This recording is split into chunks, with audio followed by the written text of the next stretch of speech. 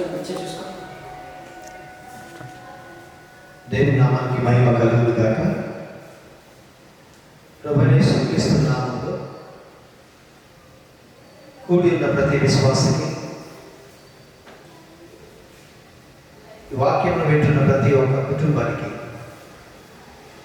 ప్రభువైన యేసుక్రీస్తు నామములో శుభాభివందనములు తెలియజేస్తున్నాను. దేవుని వాక్యము విని హృదయంలోని పలక మీద రాసుకున్న దానికి తగినట్లుగా ప్రవర్తించడం క్రైస్తవ విశ్వాసీ లక్షణం కనుక శ్రద్ధగా దేవుని వాక్యాన్ని ఆలకించుదాం. ప్రార్థన చేసుకుని ఇంటి కార్యక్రమాన్ని ప్రారంభించుదాం. మమ్మల్ని మిగిలిగా ప్రేమిస్తున్న మా పరలోక ప్రీతండి, యేసయ్య నీ నామానికి మరి ఒకసారి స్తుతి స్తోత్రాలు చెల్లిస్తున్నాం. ఈ విశ్రాంతి దినాన్ని పవిత్ర దినముగా ఆచరించడానికి మాకిచ్చిన గొప్ప భాగ్యమును బట్టి కృతజ్ఞతాస్తుతి చెల్లిస్తున్నాం. వాక్యమును వింటున్న ప్రతి ఒక్క బిడ్డను, చిన్న బిడ్డ మొదలుకొని పెద్దవారి వరకు ప్రతి ఒక్కరిని పేరు పేరున దీవించి ఆశీర్వదించమని ప్రార్థన చేస్తున్నాం. ఈరోజు వాక్యమును ప్రభు ఏమి బోధించవలసి ఉన్నదో నన్ను నీ శిలువ చాటును మరుగుపరిచి మానక బోనబోదునట్లు ప్రకటించే కృపను అనుగ్రహించుమని యేసుక్రీస్తు పరిశుద్ధ నామమును బట్టి అడిగి వేడుకొంచున్నాను తండ్రి, ఆమేన్. పాట పాడుకుందాము. పల్లవి చరణం పాట పాడుకుని వాక్య భాగంలోకి వెళదాం. నీ వాక్యమే నన్ను బ్రతికించే, బాధలో నెమ్మదినిచ్చేదని పాట పాడుకుందాం. నీ వాక్యమే నన్ను బ్రతికించెను, బాధలలో నెమ్మదినిచ్చెను.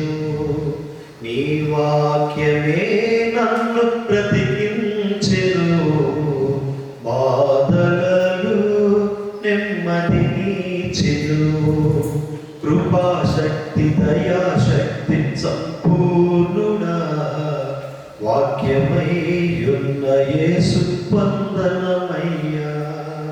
కృపాశక్తి దయాశక్తి సంపూర్ణుడా, వాక్యమయ్యున్న యేసు వందనమయ్యా. నీ వాక్యమే నన్ను బ్రతికించెను, బాధలలో నెమ్మదినిచ్చెను. జిగటగల ఊబి నుండి లేవనెత్తెను, సమతలమగు భూమిపై నన్ను నిలిపెను. జిగటగల ఊబి నుండి లేవనెత్తెను, సమతలమగు భూమిపై నన్ను నిలిపెను. నా పాదములకు దీపమాయెను, నా పాదములకు దీపమాయెను. సత్యమైన మార్గమందు నన్ను నడుపును, సత్యమైన మార్గమందు నన్ను నడుపును. నీ వాక్యమే నన్ను బ్రతికించెను, బాధలలో నెమ్మదినిచ్చెను. నీ వాక్యమే నన్ను బ్రతికించెను, బాధలలో నెమ్మదినిచ్చెను. హల్లెలూయా. ఇర్మియా గ్రంథం 5వ అధ్యాయము 1 నుంచి 3 వచనాలు చదువుకుందాం. పరిశుద్ధ లేఖన భాగం నుండి ఇర్మియా గ్రంథం 5వ అధ్యాయము 1 నుంచి 3 వచనాలు నేను చదువుతున్నాను, శ్రద్ధగా వినాలని కోరుతున్నాను. యెరూషలేము వీధులలో అటు ఇటు పరిగెత్తుచూ చూచి తెలుసుకొని దాని రాజవీధులలో విచారణ చేయుడి. న్యాయం జరిగించుచు నమ్మకముగా నుండా ఎత్రించుచున్న ఒకడు మీకు కనబడిన ఎడల నేను దానిని క్షమించుదును. యెహోవా జీవము తోడు ఆమె మాట పలికిన వారు మోసములకై ప్రమాణము చేయుదురు. యెహోవా యథార్థత మీదనే కదా నీవు దృష్టి ఉంచి ఉన్నావు. నీవు వారిని కొట్టితివి కానీ వారికి దుఃఖము కలుగలేదు. వారిని క్షీణింపు చేసి ఉన్నావు కానీ వారు శిక్షకు లోబడనొల్లకున్నారు. రాతి కంటే తమ ముఖములను కఠినముగా చేసుకుని ఉన్నారు. మళ్ళుటకు వారు సమ్మతింపరు. దేవుడి వాక్యంలో దీవించను గాక. కన్నీటి ప్రవక్త అయినటువంటి ఇర్మియా దేవుని పిల్లలైన ఇశ్రాయేలు మీద యూదా వారిని, ఇశ్రాయేలు వారిని చూస్తూ వేదనతో ఆయన మాట్లాడినటువంటి మాట చాలా ప్రాముఖ్యమైనటువంటి మాట. క్రైస్తవ జీవిత విధానానికి సరిపోయేటటువంటి మాట. ఛాలెంజింగ్ ఫెయిత్లో మాట్లాడిన మాట. యెరూషలేము వీధులలో అటు ఇటు పరిగెత్తుతూ చూచి తెలుసుకొని దాని రాజవీధులలో విచారణ చేయండి.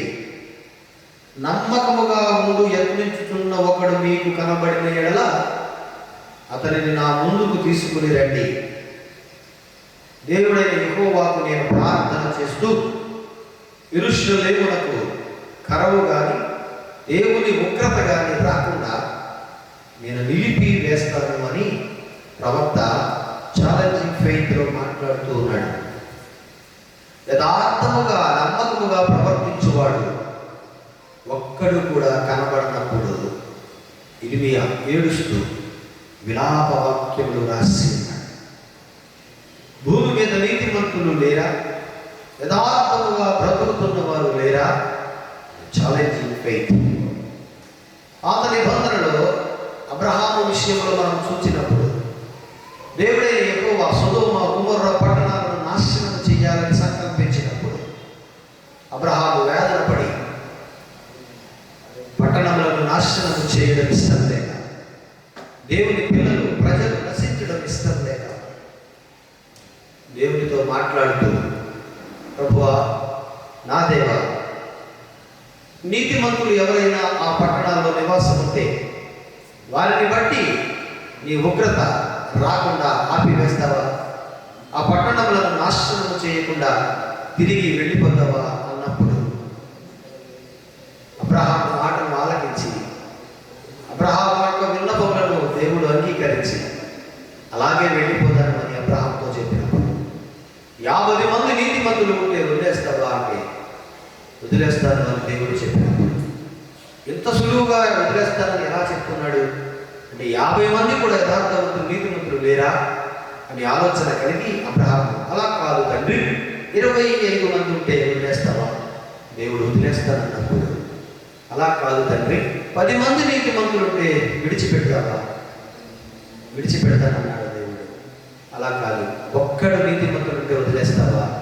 దేవుడు తగ్గించుకుని ఒక్కడు ఉంటే ఆ పట్టణాలను నాశనం చేయకుండా వదిలేస్తానని అన్నప్పుడు ఒక్కడు కూడా నీతిమంతుడు లేనప్పుడు విశ్వాసం తండ్రి అని పిలువబడుతున్న అబ్రహాము తల వంచుకుని తన ఇంటికి వెళ్ళిపోయాను అని రాయబడితే యేసుప్రభు వారు ఏమంటున్నారు అంటే కొత్త నిబంధనలో మీరు మనం చూస్తే కనుక నీతిమంతుడు లేడు, ఒక్కడు లేడు.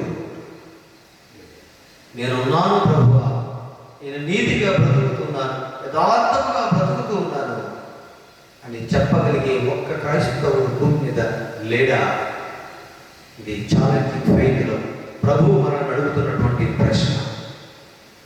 అనాది కాలం నుండి కూడా దేవుని పిల్లలు దేవుని మాటకు లోబడక, దేవునికి భయపడక ఇష్టానుసారమైన జీవితాన్ని జీవిస్తూ ఉన్నప్పుడు దేవుని కోపము, దేవుని ఉగ్రత రాకమానుతుందా? ఉదాహరణకు ఒక మాట చెప్పాలని ఆశపడుతున్నాను. ఒక ఆటో యజమానుడు లేదా ఒక లారీ యజమానుడు లక్షల రూపాయలు వెచ్చించి చక్కని అందమైన వాహనాన్ని కొనుక్కొని ఆ ఆటోలో 10 మంది మనుషులను ఎక్కించుకొని అతడు సర్వీస్ చేస్తూ వెళ్తూ ఉన్నప్పుడు మార్గ మధ్యంలో బ్రేక్ ఇన్స్పెక్టర్ గారు ఉన్నారు అని సమాచారం తెలిసినప్పుడు వెంటనే తన ఆటోను నిలుపు చేసేసి ఏ చెట్ల మధ్యలో కనబడకుండా దాచి వేస్తాడు. తన సొంత కష్టార్జితంతో లక్షలు వెచ్చించి ఆటో కొనుక్కున్న యజమానుడు ఒక ప్రభుత్వ ఉద్యోగి అనగా ఒక బ్రేక్ ఇన్స్పెక్టర్ గారికి భయపడుతున్నాడు. కారణం, అతడు ప్రవర్తిస్తున్న ప్రవర్తనలో ఏదో లోపం ఉన్నది. నలుగురిని తీసుకెళ్లవలసినటువంటి వాహనంలో 10 మందిని 15 మందిని తీసుకుని వెళ్తున్నాడు. అది తప్పు అని చట్టం అతన్ని శిక్షిస్తుంది లేదా ఫైన్ వేస్తుందని భయపడుతున్నాడు. కేవలం ఒక ఆటో యజమానుడే ఒక అధికారికి భయపడుతుంటే నీ జీవితము, నా జీవితం దేవుని చేతిలో ఉన్నదని, జీవన్ మరణములు అన్నీ కూడా ఆయన వశంలో ఉన్నాయని ఎరిగి ఉండి దేవునికి భయపడకపోతే పరిస్థితులు చాలా దారుణంగా ఉంటాయన్న సంగతి మరచిపోయి బ్రతుకుతూ ఉన్నామా? ఇర్మియా గ్రంథం 4వ అధ్యాయం 4వ వచనంలో ఈ మాటలు రాయబడ్డాయి. ఇర్మియా గ్రంథం 4వ అధ్యాయము 4వ వచనం, అవిధేయులై ఉండుట మానుకుని మీ దుష్టక్రియలను బట్టి ఎవడనూ ఆర్పివేయలంతగా నా ఉగ్రత అగ్ని వలె కాల్చకుండునట్లు యూదావారులారా, యెరూషలేము నివాసులారా, యెహోవాకు లోబడి ఉండండి. తరతరాలుగా ఇశ్రాయేలు ప్రజలు దేవునికి లోబడకుండా బ్రతికేస్తూ ఉన్నారు. ఆయన ఇస్తున్న ఆహారం కావాలి, ఆయన ఇస్తున్న నీళ్లు త్రాగుతున్నారు, ఆయన ఇస్తున్న వస్త్రములు ధరించుకుంటున్నారు, సుఖాన్ని అనుభవిస్తున్నారు, సుఖ ప్రయాణం చేస్తూ ఉన్నారు, వాళ్ళు తేనెలు ప్రవహించు దేశాన్ని స్వతంత్రించుకుంటున్నారు. కానీ ఆయన పిల్లలు ఆయన మాటకు లోబడనప్పుడు ఏం చేయాలి? దేవుడు, నీ పిల్లలు నీ మాట వినకపోతే తండ్రిగా తల్లిగా నువ్వేం చేస్తావు?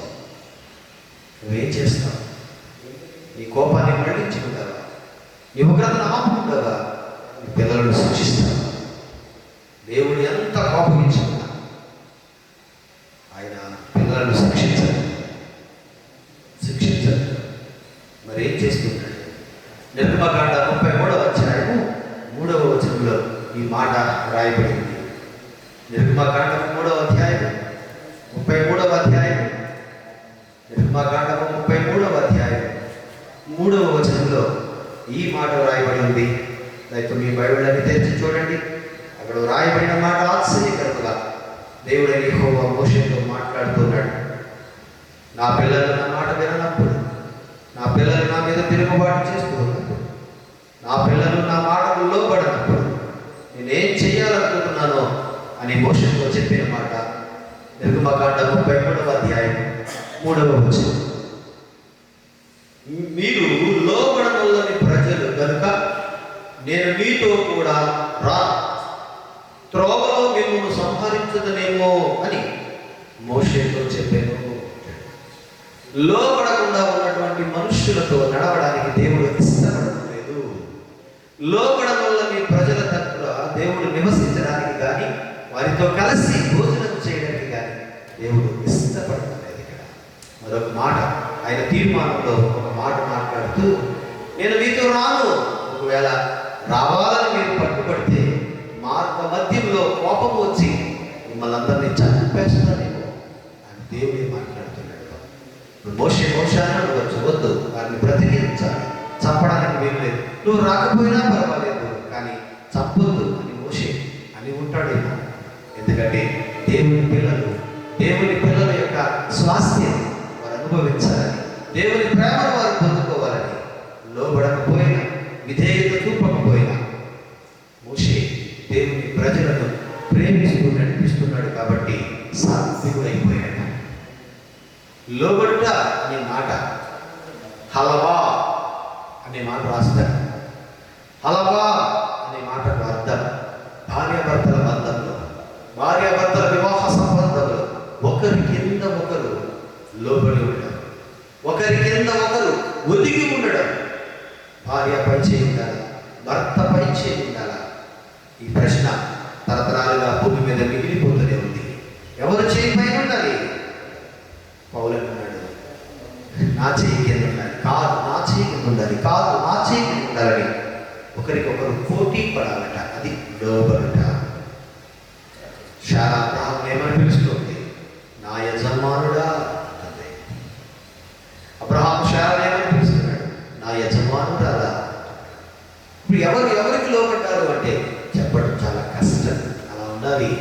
వివాహ సంబంధం అంటే భక్తుడు భగవంతునికి లోబడకపోతే పరిణామాలు తీవ్రంగా ఉంటాయి. ఎందుకంటే మనం ప్రశ్నలు వేసుకుంటుంటాం, సమాధానాల కొరకు వెతకము, ప్రశ్నించి వదిలేస్తూ ఉంటాం కదా. రాజులు రెండవ గ్రంథంలో ఒక అద్భుతమైన మాట రాయబడి ఉంది. జాగ్రత్తగా చదువుకుందాం. రాజులు 2వ గ్రంథం 18వ అధ్యాయము 11వ వచనం చదువుతున్నాను. 11వ వచనం. తమ దేవుడైన యెహోవా సెలవిచ్చిన మాట వినని వారై ఆయన నిబంధనలను ఆయన సేవకుడైన మోషే ఆజ్ఞాపించిన దానంతటిని లోబడక అతిక్రమించి ఉండిరి అని మాట్లాడబడింది. చాలా విశేషాలు కూడా రాయబడ్డాయి. తమ దేవుడైన యెహోవా సెలవిచ్చిన మాట వినని వారై ఆయన నిబంధనలను ఆయన సేవకుడైన మోషే ఆజ్ఞాపించిన దానికంతటిని లోబడకపోయినా బాధపడలేదు తండ్రి. ఆయన మాట వినకపోయినా బాధపడలేదు తండ్రి. కానీ కింద మాటలో రాయబడింది, వినక లోబడక అతిక్రమించివి అని మాట రాస్తాడు. అతిక్రమం పాపము కంటే భయంకరమైనది. అతిక్రమించుట పాపము చేయుట కంటే అత్యంత భయంకరమైనదిగా దేవుని ఎదుట కనబడుతున్నది. నేటి క్రైస్తవ సమాజంలో నిజమైన క్రైస్తవ జీవితాన్ని జీవిస్తున్నామని చెప్పుకుంటున్నటువంటి ప్రజలు తమ పాపములను దేవుని ఎదుట ఒప్పుకుంటున్నారు, కానీ తమ అతిక్రమములను దాచిపెట్టేస్తూ ఉన్నారు. విశ్వాసి మొదట దేవుని ఎదుట ఉంచాల్సింది పాపములు కాదు, అతిక్రమములు ఒప్పుకోవాలి. దేవుని ఎదుట ఉంచాలి. అతిక్రమములను దాచిపెట్టువాడు వర్ధిల్లడు. అతని జీవితంలో ఆశీర్వాదం కానీ దీవెన కానీ ఎన్నటికీ రావు. నేటి క్రైస్తవులందరూ కూడా పాపములను ఒప్పుకుంటున్నారు దేవుని ఎదుట, బట్ అతిక్రమములను ఒప్పుకోవాలి. దావీదు పాపము చేసినప్పుడు లేదా దావీదు దేవునికి వ్యతిరేక కార్యము చేసినప్పుడు పశ్చాత్తాపపడుతూ 51వ కీర్తన రాస్తూ ఆ రాత్రి నిద్రపడ్డగా చేసిన పాపమును దేవుని ఎదుట ఒప్పుకుంటూ ఈ మాట రాసుకుంటాడు. 51వ కీర్తన 3వ వచనంలో అద్భుతమైన మాటను రాసినట్టు మనం చదువుతూ ఉంటాం. 51వ కీర్తన 3వ వచనం. నా అతిక్రమములు నాకు తెలిసే ఉన్నది, నా పాపం ఎల్లప్పుడూ నా ఎదుట ఉన్నది.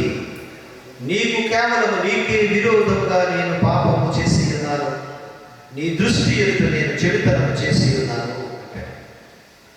రెండు ఒప్పుకున్నాడు ఇక్కడ. ఒకటి అతిక్రమం అన్నాడు, రెండవది పాపము అన్నాడు.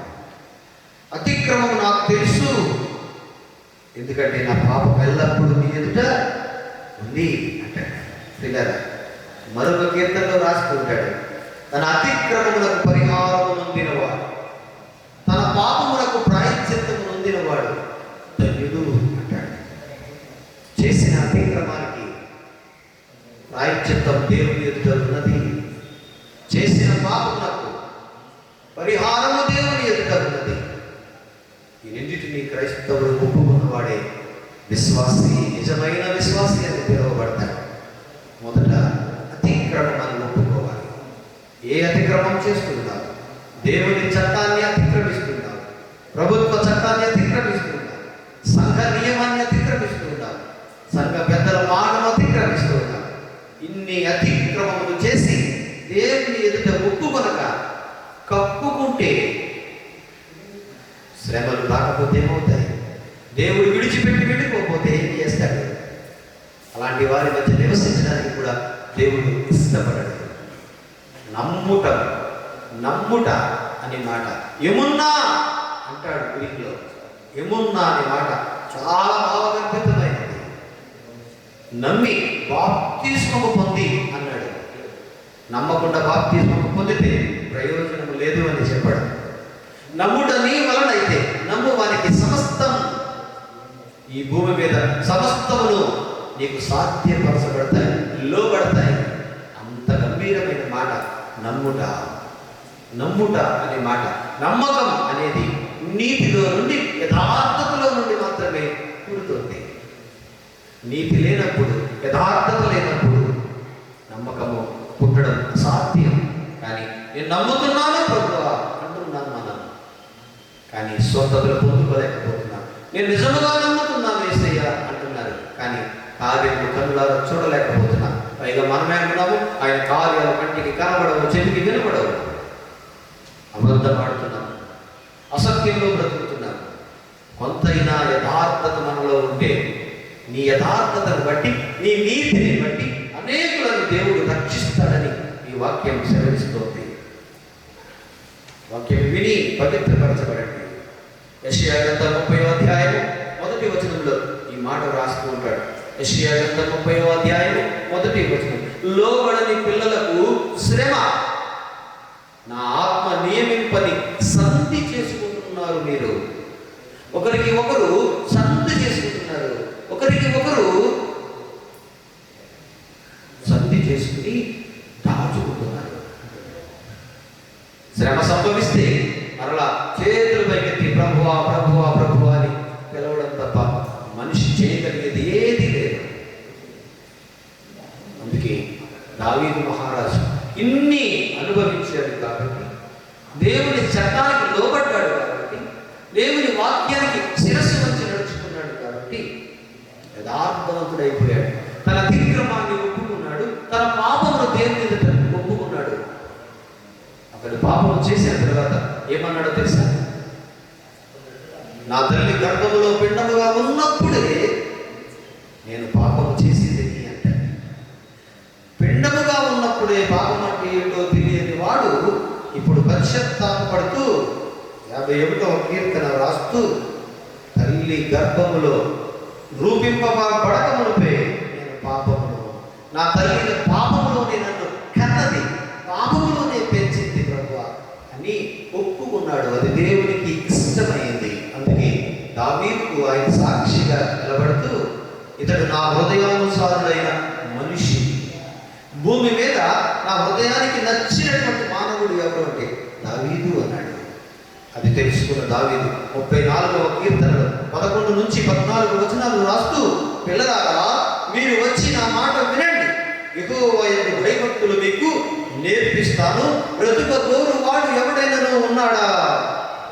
ఉంటే వచ్చి నా మాటలు వినండి, దేవుని వాక్యము వినండి, దీర్ఘాయుష్మంతులు అవుతారు, బ్రతుకుతారు, దీవించబడతారు, వర్ధిల్లుతారు అని చెప్పినప్పుడు ఒక్కడు కూడా రానప్పుడు దావీదు తన పిల్లలను పిలిచి, తన పిల్లలను కూర్చుండబెట్టుకుని దేవుని వాక్యాన్ని వారికి బోధించి పిల్లలను ఘనమైనటువంటి కీర్తి గల బిడ్డలుగా స్థిరపరుచుకున్నాడు.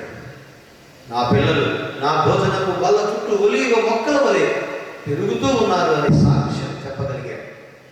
వాక్యము వినని ప్రజలు, దేవుడికి లోబడని ప్రజలు లేనిప్పుడు ఇర్మియా తన గ్రంథంలో 5వ అధ్యాయంలో రాస్తూ, నమ్మకము కలిగిన యథార్థవంతుడు ఒక్కడు ఉంటే యెరూషలేము నగరాన్ని కాపాడగలడు అన్నాడు. Challenging faith.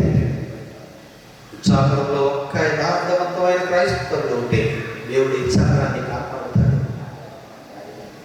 లేదా రావాలి, లేవాలి, నీతిమంతులు పుట్టాలి, యథార్థవంతులు లేపబడాలి, సంఘం వర్ధిల్లుతుంది, సమాజం వర్ధిల్లుతుంది.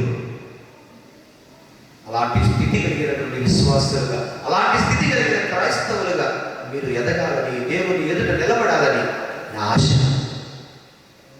నా ఆశను తీర్చమని ప్రభువును ప్రార్థన చేస్తున్నాను. ఈ కరోనా కష్టకాలంలో ఇలాంటి నీతిమంతులు, ఇలాంటి యథార్థవంతులు భూమి మీద వర్ధిల్లడం మనకు అవసరం కనుక మన అనుదిన ప్రార్థనలు జ్ఞాపకం చేసుకుందాం. దేవా, నీతిమంతులను పుట్టించు, యథార్థవంతులను లేపు అని ప్రార్థన చేద్దాం. తరలి వచ్చండి, ప్రార్థన చేద్దాం.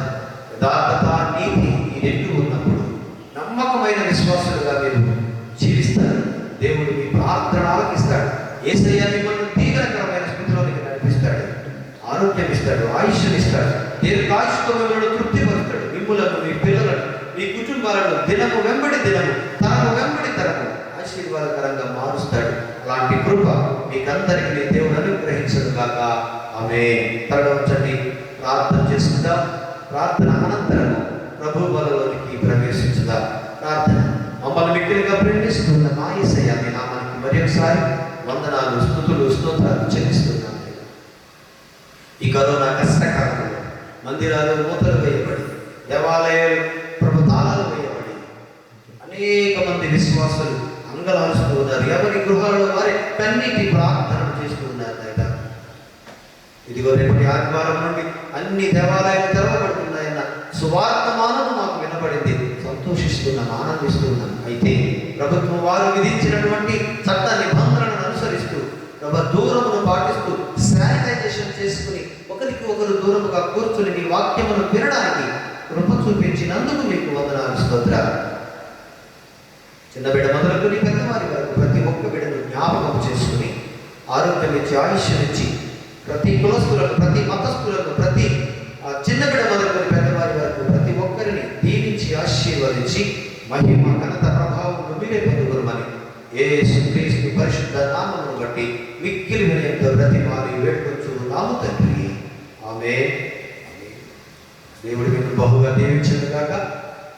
పాట పాడుతుండగా ప్రభు బలలోకి ప్రవేశించుదాం. అత్యంత భక్తి శ్రద్ధలతో క్రీస్తు యొక్క శరీరమును, క్రీస్తు యొక్క రక్తమును పుచ్చుకుని పవిత్రపరచబడాలని కోరుతున్నాను. దేవుడు మిమ్మల్ని దీవించను గాక. పాట పాడుకుందాం. ప్రభు బలలోకి సమీపించుదాం.